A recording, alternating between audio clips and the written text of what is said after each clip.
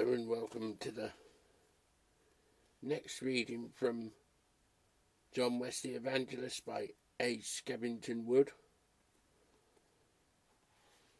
This is chapter 10 in the book, part 2. We're in part 2 for the next few weeks, and this chapter's entitled The Vagabond Life. I'm not sure what that quite means. So, from volume 4 of his journal, page 13, I saw no one whom I knew but Mr. So-and-so's aunt, who could not long forbear telling me how sorry she was that I should leave all my friends to lead this vagabond life. Why, indeed, it is not pleasing to flesh and blood, and I would not do it if I did not believe there was another world. That's interesting. In order to fulfill his mission throughout the land, Wesley had to resign himself to incessant travel. He became the great itinerant, but for the sake of the gospel, he was prepared to lead a gypsy life. We catch something of the energetic momentum of the man as we dip into the journal. He was in almost perpetual motion. He never had time to stay and fold his legs, as Dr. Johnson complained, and Johnson's comment was, "John Wesley's conversation is good, but he is never at leisure. He is always obliged to go at a certain hour. And this is very disagreeable to a man who loves to fold his legs and have his talk out as I do." That's from Boswell's Life of Johnson, edited by G. Birkbeck Hill, 1934, volume 3, page 230. Canon Overton bemoaned the fact that the pace of Wesley's movements is calculated to drive a biographer to despair. It is simply impossible to follow him step by step. Although there are ample materials to enable one to do so, he seems to fly about like a meteor. Wesley himself left us in no doubt as to what was the driving motive behind this unwearying haste. As late as 1781 he was still on the move. "I must go on, for a dispensation of the gospel is committed to me, and woe is me if I preach not the gospel." From volume 13 of his works, A Plain Account of Kingswood's School. Those two scriptural phrases, culled from 1 Corinthians 9 verses 17 and 16 in that order, comprised his stock answer to every question about his ministry. So often did he quote them. It is not to be supposed that Wesley was temperamentally restless. His intense activity is not to be doubted for on purely naturalistic grounds. He had to disabuse John Smith about this. To this day I have abundantly more temptation to lukewarmness than to impetuosity, to be a saunterer inter silvas academicas, a philosophical sluggard than an itinerant preacher. At Oxford he wondered how any busy man could be saved. I scarce thought it possible for a man to retain the Christian spirit amid the noise and bustle of the world. God taught me better by my own experience. That's a letter to Miss March on the 10th of December 1777. Now and again in the journal we come across a hint that his vagabond existence was far from congenial to him. On the 9th of March 1759 he preached morning and evening at the Foundry, where he had his own rooms. How pleasing would it be to flesh and blood to remain in this little quiet place? Nay, I am not to consult my own care, but advancing the kingdom of God.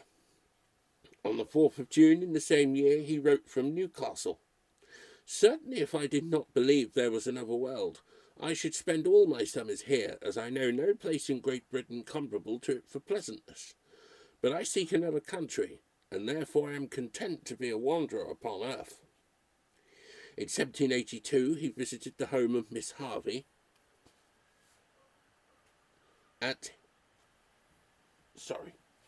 that's a bit uncomfortable.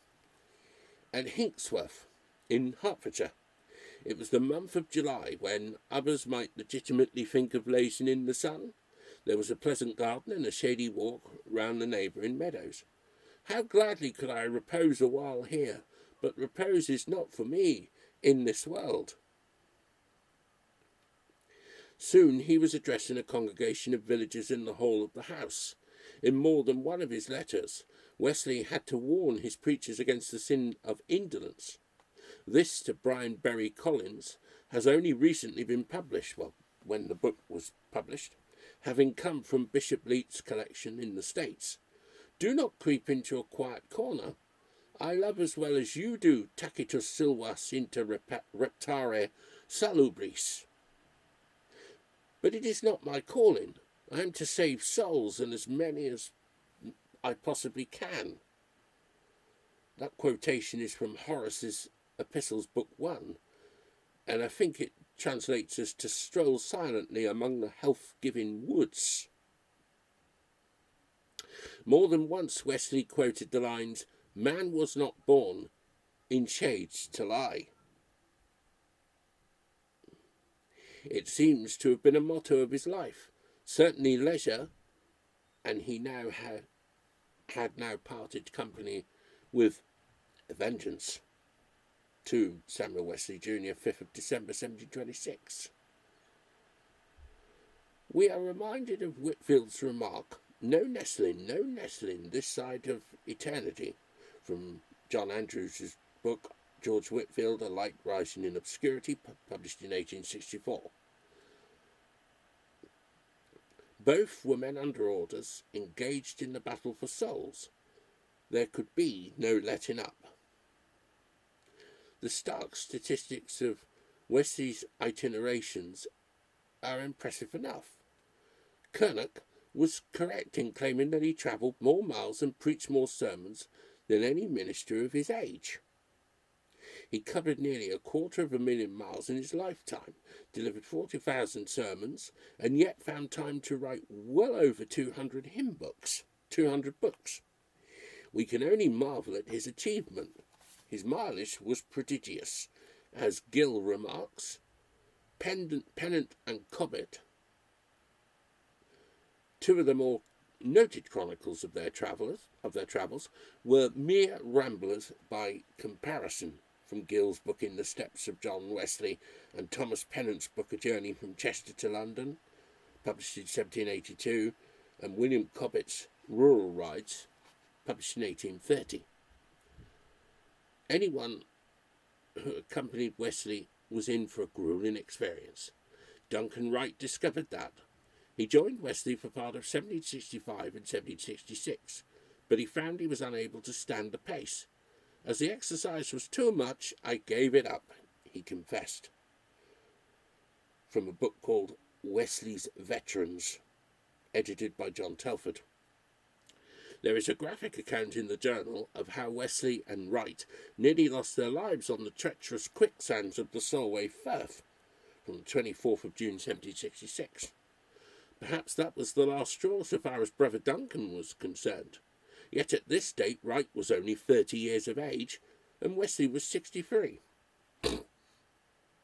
John Wesley made it a rule never to disappoint a congregation if it could possibly be avoided, and he very rarely did.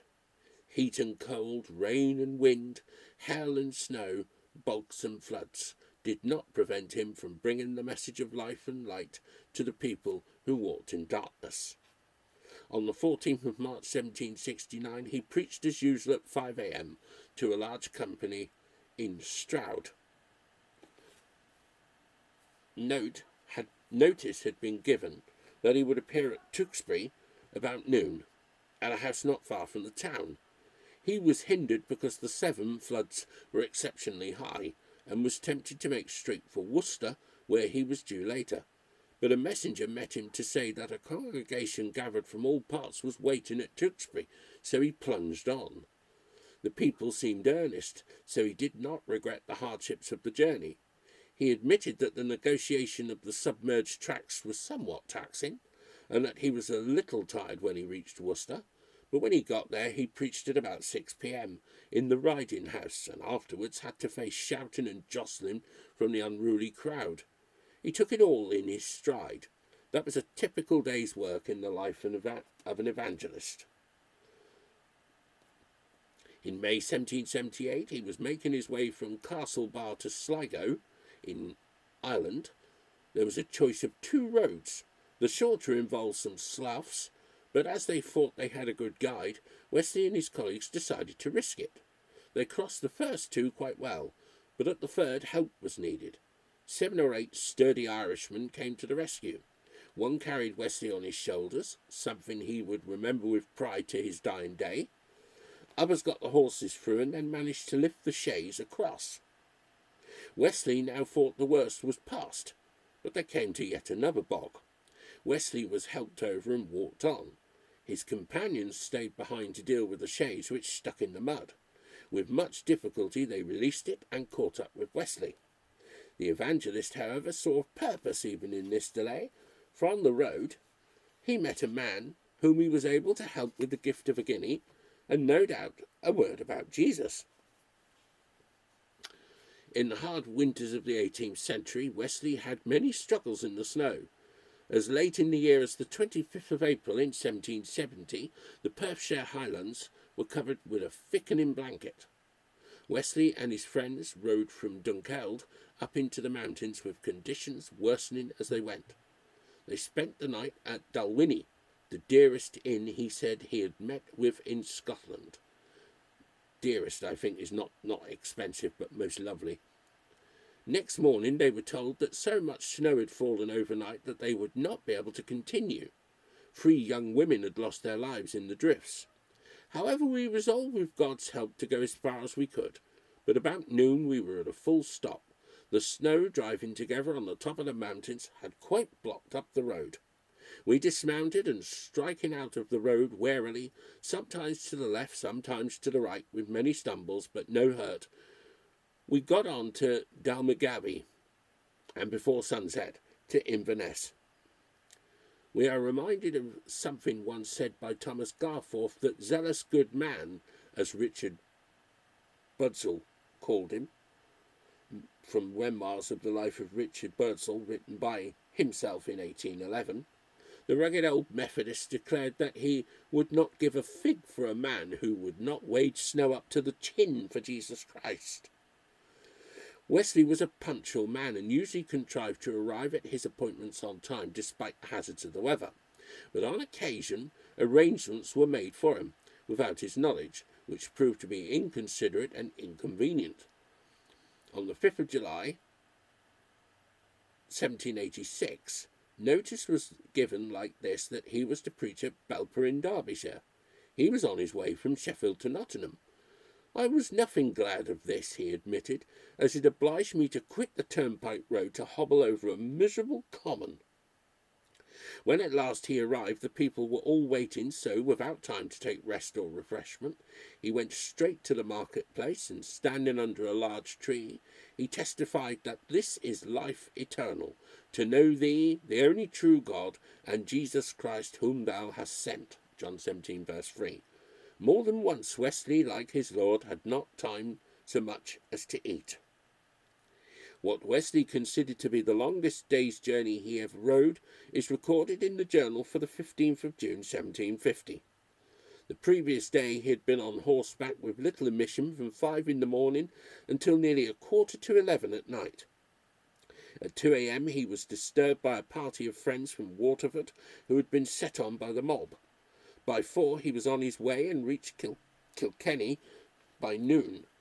Not surprisingly, his horse tired later and he had to borrow another.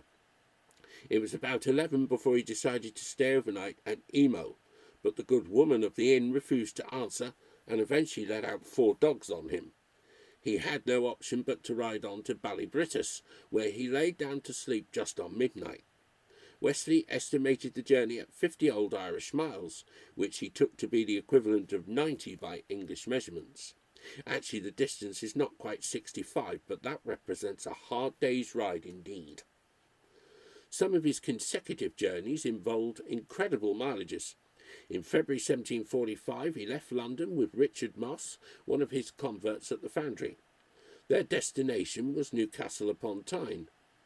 They rode first through mire and water, and then over snow and ice. The last stage was the worst, as a hard frost on top of a partial thaw had made all the ground like glass. Then the snow began to fall again, and Gateshead Fell appeared a great pathless waste of white. Even though they knew the area, they were at a loss to find the way to Newcastle until someone guided them in. They had covered 280 miles in 6 days, averaging close on 50 miles a day in extreme conditions. Many a rough journey have I had before, Wesley wrote afterwards, but one like this I never had. Between wind and hail and rain and ice and snow and driving sleet and piercing cold. But it is past, those days will return no more, and are therefore as though they had never been. Even at the age of 84, Wesley undertook a particularly long and arduous journey from the annual conference at Manchester to Southampton, where he caught the boat to the Channel Islands. He began at midnight on Sunday, after a busy day preaching and meeting the Select Society. The Birmingham coach broke down several times, and when he reached the city on the Monday evening, he went straight to the meeting house to preach. The rest of the journey involved earlier rising than was usual even for him, and the taking of post-chaises, which were not always easy to hire when he wanted them. On arrival in Southampton, he still had the energy to preach and even to hear Marianne Davis, who entertained the public by her performances on an instrument called the harmonica, invented by Benjamin Franklin. 6 to the 10th of August 1787, the harmonica bore no resemblance to the instrument now known by the name. It consisted of a set of glasses attached to a spindle, moved by a treadle. It was tuned and played like musical glasses today. And I saw a video on that, and it was an instrument that eventually killed the person, because you'd use your fingers, you'd eventually take the skin off your fingers and would poison yourself. Eventually poison yourself if it weren't treated. So something must be said about the evangelist's means of transport. Although, of course, he used a horse for most of his ministry, he was never unwilling to walk if necessary. As Telford noticed, Wesley was no mean pedestrian. The year before he sailed to Georgia, he walked over 1,000 miles to preach in the churches around Oxford. Much of his travelling on the continent of Europe in 1738 was done on foot. Wesley never lost his keenness for walking. In June 1758 he was ready to leave Castlebar in Ireland, when he found that the horse that was brought for him at 4 a.m. had neither bridle nor saddle. He set out on foot, and eventually a man galloped after him, so anxious to catch him up that just as they reached him, both horse and rider fell down together. On another occasion he walked on 7 or 8 miles before his servant overtook him with a carriage. On the 6th of September 1788, at the age of 85, he walked from Kingswood to Bristol, and complained that his friends objected to him attempting it. It seemed so sad a thing to walk 4 or 5 miles. I am ashamed that a Methodist preacher in tolerable health should make any difficulty of this. But of course, it is as a man on horseback that we rightly picture Wesley. The equestrian statue in the forecourt of the New Room at Bristol, executed by the late Gordon A. Walker, R.A., is a true representation. It is the only one in the world, strangely enough, which shows Wesley astride a horse, although a replica is found in Washington at the Wesley Theological Seminary. As we look at it, we are seeing the authentic Wesley. So inseparable are John Wesley and his horse that Dr. J.E. Rattenbury, in his whimsical way, once described him as an evangelical centaur. Not for nothing is Professor Humphrey Lee's biography of Wesley entitled The Lord's Horseman. I must be on horseback for life, Wesley himself declared. And so he was for much of it. It was early in his ministry that Wesley learned to use the saddle as a library chair. Near 30 years ago, he wrote in March 1770, I was thinking, how is it that no horse ever stumbles while I am reading? History, poetry and philosophy I commonly read on horseback, having other employment at other times. No account can possibly give him but this, because then I throw the reins on his neck. I then set myself to observe, and I aver that in riding above 100,000 miles, I scarce ever remember any horse, except two that would fall head over heels anyway, to fall or make a considerable stumble while I rode with a slack rein. Wesley always took the utmost care of his horses, and insisted that his preachers should do the same. Sometimes he was let down by those who serviced his steed. He left London one autumn morning in 1768 at 5 o'clock, only to find that his horse had scarcely a shoe on its feet. He managed to get as far as Colney, where he paid one to shoe my horse all round and lame him on both his forefeet, as he sardonically put it. After hobbling on to Hockcliffe, an honest and skilful smith remedied the matter. I don't see where what is. That was 31st of October, 1768, but I don't see where. I don't see where it is that he put it. The author has put it in the book, the little number with the notes at the bottom of the page. Never mind. It was as well, for further down the road, the ridings through Whittleby Forest were girth deep, and the ridings were grass tracks through the forest. In later years, Wesley resorted increasingly to his private chaise. He was no longer able to sustain extended periods in the saddle. It was no royal landau in which he rode, but a lumbering old carriage, as an aged Methodist at Yarm described it. In 1772 a subscription was raised to buy him a new one.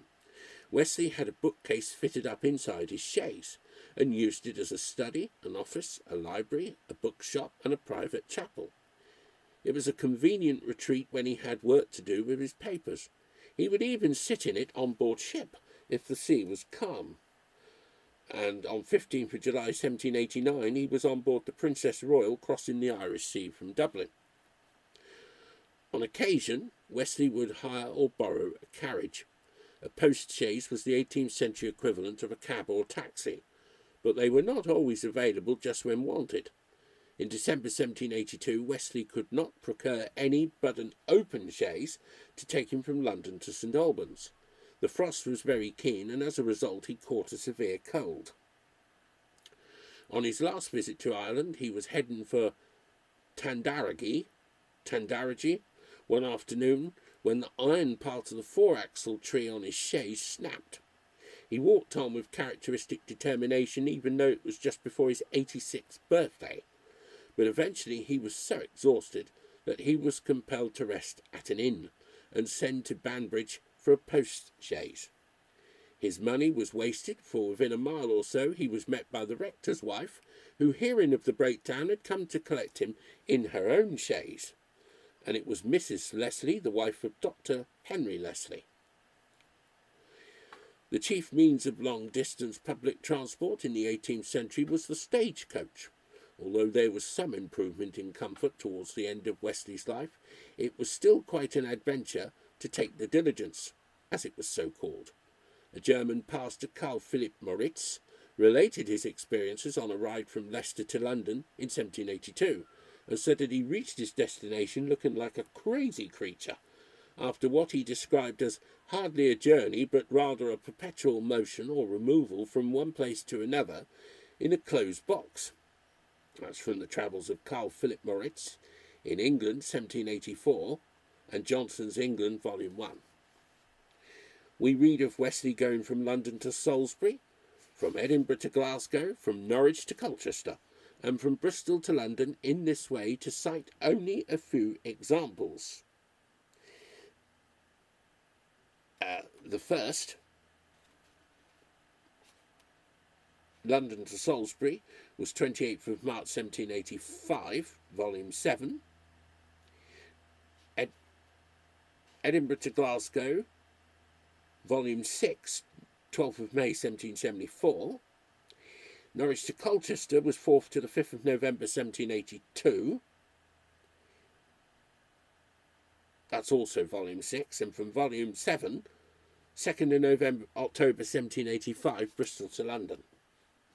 On the 14th of August 1782, he was en route for Bristol after the conference in London when at 1 a.m. the passengers were informed that highwaymen were on the road ahead and stopped the coaches that had preceded and robbed the occupants.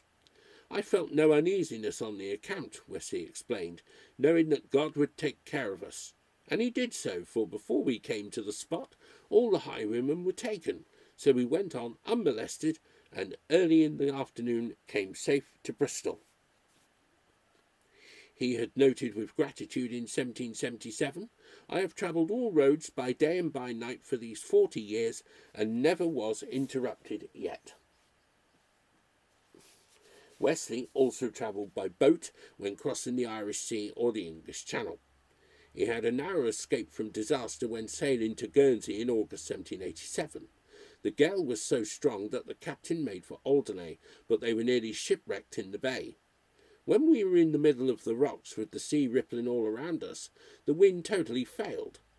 Had this continued, we must have struck upon one or other of the rocks. So we went to prayer and the wind sprung up instantly. About sunset we landed, and though we had 5 beds in the same room, slept in peace. But whether on sea or land, Wesley was providentially preserved from serious accident throughout his 50 years of itineration. The last reference to rather cramped sleeping quarters leads us to consider the evangelist's lodgings. Although he might have preferred and could often have commanded the comfort of a gentleman's house, or even the more uncertain facilities of an inn, he was nevertheless prepared to accept what hospitality was provided for him. Early in his itinerant ministry, he had learned to rough it, if need be. There is an unforgettable picture in John Nelson's journal of himself and John Wesley sleeping on the floor at St. Ives, with Wesley using Nelson's top coat for a pillow and Nelson using Burkitt's notes on the New Testament for his. One morning at 3 o'clock, after enduring this hard bed for a fortnight, Wesley turned over, dug Nelson in the ribs and joked, "Brother Nelson, let us be of good cheer, for the skin is off, but on one side yet." From Wesley's Veterans Volume 3 and Tireman's Life of John Wesley Volume 1. Wesley, in fact, preferred a firm bed to a soft one. On Good Friday in 1770 at Houghton, a village near Carlisle, he was given a hard, clean bed and slept in peace. Once when he was staying at Yarm with George Merryweather, a servant found Wesley's coachman rolling himself vigorously up and down the feather bed to make it hard enough for him to sleep on. However, he was not enthusiastic about sharing the room with strangers. At Bissaw in Cornwall, he had to confess, "I was not quite reconciled to my lodging. Not but the grotto itself was very venerable, but I did not like the circumstance of having a man and his wife in the same room. I therefore willingly accepted an invitation from Mr. Painter and walked over with him to Truro." Sometimes he was too chilly. On the 15th of December 1788, when in any case his blood must have begun to run rather thin, he was staying at Miss Toulon's school in Highgate. He rated it the coldest night ever. The house stood on the edge of a hill and the east wind blew straight on the window, which was far from being weatherproof. He counted the strokes of 11, 12 and 1, and was then obliged to dress because the cramp was growing more and more acute. Sometimes he was too stifled. At Miller's Barn in 1752 he reported, "My lodging was not such as I would have chosen, but what Providence chooses is always good. My bed was considerably underground, the room serving for both a bedchamber and a cellar. The closeness was more troublesome at first than the coolness, but I let in a little fresh air by breaking a pane of paper, put by way of glass in the window, and then slept sound till morning. And the warmest atmosphere Wesley ever experienced was when the house went on fire." Procured from WHS Volume 25. I don't know what that means. WHS. The Prophet's Chamber at Terryhoogan in Ireland was specially built for the purpose. It was a good thing, however, that Wesley was a small man, for it was only 6 feet high. The floor dimensions were 9 feet by 7 and it was made of mud. Yet Wesley could smile at those marble walls, vulgarly called clay. But his most fragrant memory was of Polperro. Here, the room over which we were to lodge being filled with pilchards and conger eels, the perfume was too potent for me, so that I was not sorry when one of our friends invited me to lodge at her house. However, if Wesley could recall his groomer experiences, he was also invited to some of the stately homes of England and Ireland, like Balby Hall near Selby, Portwood Hall near Stockport, and the residence of Lord Moira near Dublin. And he stayed at Balby Hall on the 26th of June 1778, Portwood Hall on the 17th of June 1763, and Lord Moira's house in Dublin, 6th of July 1771. Best of all, he enjoyed the fellowship of many Christians, rich and poor, up and down the land. Renewing his life on his birthday in 1788, Wesley claimed that he had never lost a night's sleep since he was born. He added that he could command sleep whenever he was weary, day or night. And Gill tells how, as an old man, Wesley once arrived very tired at the Old Cross Inn at Penrith. He asked how long it was to service time, was informed that he had 10 minutes to spare. He immediately leaned back in his chair and dropped off to sleep. He woke refreshed and ready for action. From the book In the Steps of John Wesley, page 183.